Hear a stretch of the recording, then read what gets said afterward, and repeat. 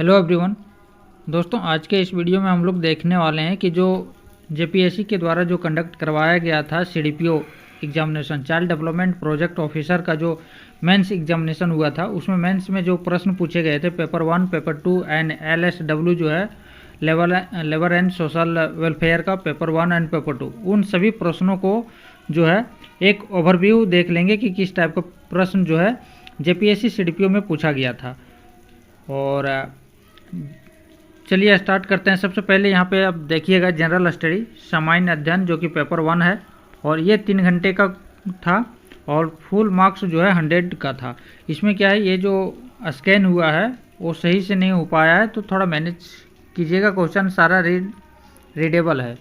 अब यहाँ पे देखिएगा, इसमें दिया हुआ है कि ग्रुप ए जो है कंपलसरी है और इसमें 10 ऑब्जेक्टिव टाइप के क्वेश्चंस ग्रुप ए में पूछा जाएगा, और इसमें जो है प्रत्येक जो प्रश्न होंगे उसका 2 मार्क्स होंगे, यानी कि 10 क्वेश्चन जो कि कंपलसरी है और एक क्वेश्चन 2 मार्क्स का है, तो टोटल आपको जो है 20 मार्क्स यहाँ पे पूछा गया था। अब जो पेपर ग्रुप बी है, यहाँ में से 2 सेक्शन में बटा हुआ है। ग्रुप बी 2 सेक्शन में बटा हुआ था, ग्रुप सेक्शन 1 और सेक्शन 2।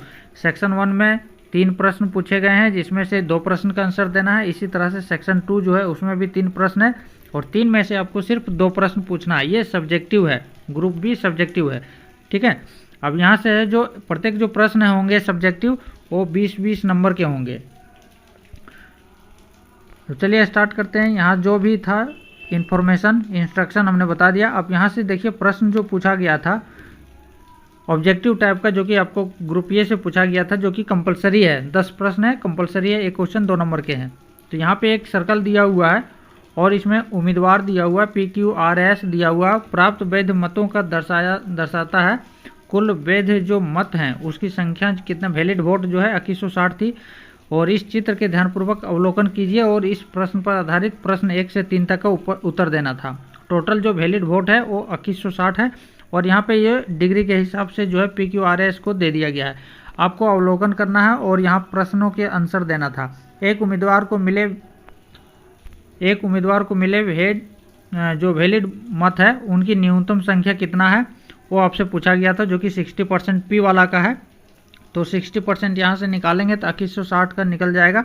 तो इस तरह से कैलकुलेशन जो है आपका 360 इसका प्रश्न का सही आंसर होगा। मैं यहाँ सॉल्यूशन नहीं बता रहा हूँ, बल्कि यहाँ पे आपको जो है इस तरह के प्रश्न पूछा गया था। ये आपको ओवरव्यू दिखा दे रहा हूँ कि क्वेश्चन किस तरह से पूछे गए थे। क्वेश्चन 4 से 6 तक का जो क्वेश्चन है, ये भी आपको जो है डायग्राम से दिया हुआ था, जिसमें मैथ, साइंस और जियोग्राफी के 800 विद्यार्थी शामिल हुए हैं। और ये जो प्रश्न है यहाँ पे आपको दिया हुआ है, ये इसके आधार पे आपको क्वेश्चंस का आंसर देना था कि विज्ञान में कितने छात्रों उत्तीर्ण हुए, यानी कि आपका जो है मैथ का है, कैलकुलेशन का है डायग्राम पे। और आगे जो है यहाँ पे ये भी डायग्राम से ही दिया हुआ था कि CBSE का जो है एग्जामिनेशन है, 10वीं की परीक्षा में भर्ती विभिन्न स्कूलों के विद्यार्थियों, उसमें उत्तीर्ण विद्यार्थियों का विवरण प्रतिशत दिया हुआ है। 2 डायग्राम दिया हुआ है, अब इसको सही से रीड करना था और यहाँ पे से जो है प्रश्नों का आंसर देना है। अगर आप लोग बोलेंगे कि इस प्रश्न का आंसर कैसे होगा, कैलकुलेशन सहित बताइए, तो मैं नेक्स्ट वीडियो में इसका कैलकुलेशन जो है आपके सामने प्रस्तुत कर दूंगा।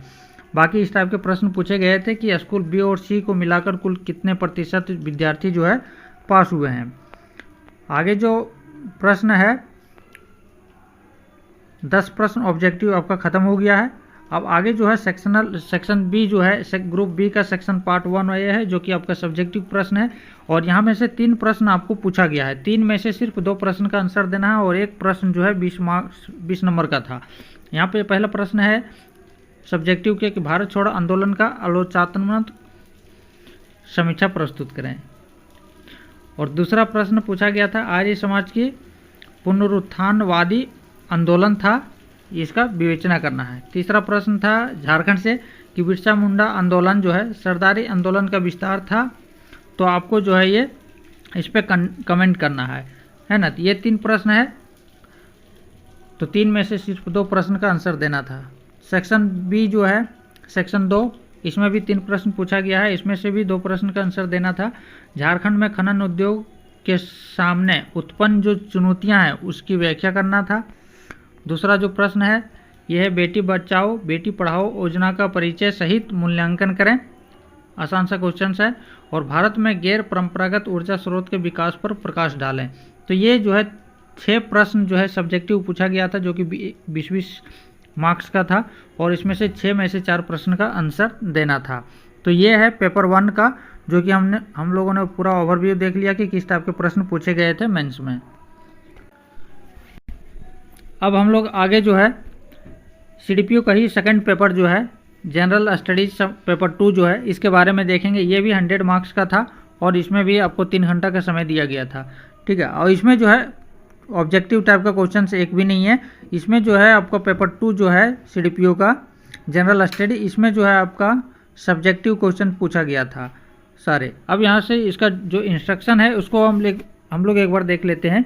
सबसे पहले बोला गया है कि ग्रुप ए जो है subjective type questions is divided into sections 1 और 2। ग्रुप ए में सब्जेक्टिव टाइप का क्वेश्चन है इसमें पेपर 2 में, और इसमें 2 सेक्शन में बटा हुआ है, ठीक है। और प्रत्येक जो सेक्शन है इसमें आपका 3 प्रश्न दिया हुआ है और 3 में से सिर्फ 2 करना है, 3 आउट ऑफ 2, ठीक है। इसी तरह सेक्शन बी जो है सेक्शन 2 जो है उसमें भी आपको 3 प्रश्न दिया है, 3 में से आपको 2 करना है, ठीक है। और जो है आपका सेक्शन और एक प्रश्न जो है आपका 15 मार्क्स के हैं। ये भी आपको ध्यान रखना है कि प्रत्येक प्रश्न जो है आपको 15 नंबर के हैं, ठीक है। सेक्शन ग्रुप बी आप देखते हैं। ग्रुप बी जो है इसमें 2 सेक्शन बटा हुआ है, सेक्शन 3 और 4। सेक्शन 3 में 2 प्रश्न है जिसमें से एक प्रश्न का आंसर देना है और एक प्रश्न जो होगा आपको 20 नंबर का है। सेक्शन 4 जो है इसमें भी आपको 2 प्रश्न है और 2 में से सिर्फ एक प्रश्न का आंसर देना है और आपको कितना मार्क्स मिलने वाला है, 20 मार्क्स मिलने वाला है। ये तो हम लोगों ने देख लिया इंस्ट्रक्शन। अब हम लोग देखेंगे कि क्वेश्चन जो पूछा गया था वो किस टाइप का क्वेश्चन पूछा गया था। यहाँ पे देखिएगा ग्रुप ए है, सेक्शन 1 है, और इसमें हमने बताया कि आपसे जो है 3 प्रश्न पूछा गया है और 3 प्रश्न में से मात्र आपको कितने प्रश्न का आंसर देना है, 2 प्रश्न का। और एक जो प्रश्न होगा वो कितने नंबर के होंगे, 15 नंबर के होंगे, यानी कि 2 प्रश्न देंगे तो आपको यहाँ पे 30 नंबर मिलने वाला है। तो यहाँ पे प्रश्न देखिए कि राज्य के नीति निर्देशक सिद्धांत देश के प्रशासन के लिए महत्वपूर्ण है तथा मौलिक अधिकारों से पृथक नहीं किया जा सकता। ये प्रश्न बताया गया है कि राज्य का जो नीति निर्देशक सिद्धांत है डीपीएसपी, ये प्रशासन के लिए बहुत महत्वपूर्ण है तथा मौलिक अधिकारों से इसे अलग नहीं किया जा सकता है। तो इसके बारे में आपको डिस्कस करना है, चर्चा करना है।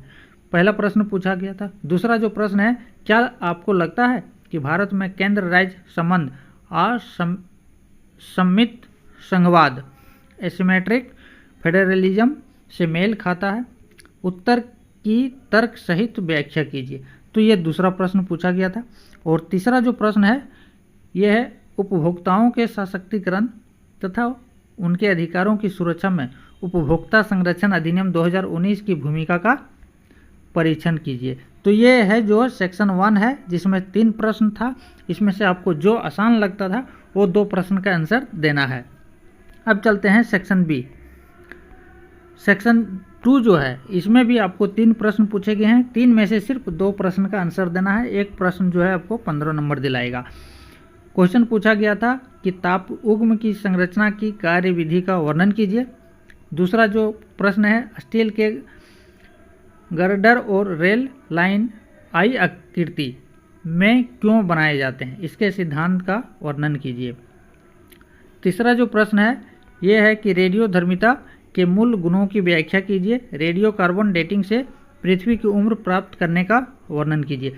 ये जो प्रश्न है सेक्शन बी, सेक्शन 2 जो है ये आपका साइंस से पूछा गया, साइंस एंड टेक्नोलॉजी का ये पार्ट था। तो यहाँ से 3 में से सिर्फ 2 प्रश्न का आंसर देना है। और आगे जो है इसका ग्रुप बी है और ग्रुप बी भी आपको जो है 2 सेक्शन में बटा हुआ है, सेक्शन 3 एंड सेक्शन 4। अब 3 में से 2 प्रश्न पूछा गया है और 2 में से सिर्फ आपको एक प्रश्न का आंसर देना है और एक जो प्रश्न है वो आपका 20 नंबर का है। पहला प्रश्न है कि हरित क्रांति क्या है, भारतीय अर्थव्यवस्था पर इसके प्रभाव की चर्चा करें, जो कि बहुत ही आसान सा प्रश्न पूछा गया था। आपको यहाँ से एक क्वेश्चन का अंतर। दूसरा प्रश्न पूछा गया था कि भारतीय कृषि के महत्व पर एक निबंध लिखें। 2 प्रश्नों में से सिर्फ एक प्रश्न का आंसर आपको देना है। अगला जो सेक्शन है सेक्शन 4, जिसमें 2 प्रश्न है। यहाँ देख पा रहे हैं कि भारत के विशेष संदर्भ में जनगणना वितरण वृद्धि एवं समस्याओं पर एक निबंध लिखिए। दूसरा प्रश्न है झारखंड की संरचना एवं धरातलीय स्वरूपों का वर्णन कीजिए। ये 2 प्रश्न है, 2 में से सिर्फ आपको एक प्रश्न का आंसर देना है, वो भी एक प्रश्न जो है आपको 20 नंबर दिलाने वाला है। तो इस तरीके से हम लोगों ने आज देखा कि जो CDPO है जिसका एग्जामिनेशन हो चुका है, उसमें जो है पेपर 1 और पेपर 2 जो था जनरल स्टडी के, उसमें किस टाइप के प्रश्न पूछे गए थे। नेक्स्ट वीडियो में हम लोग देखेंगे इसका जो दूसरा जो पेपर था, पेपर 3rd एंड 4th जो है LSW labour and social welfare का, उसका पेपर 1 और पेपर 2 देखेंगे।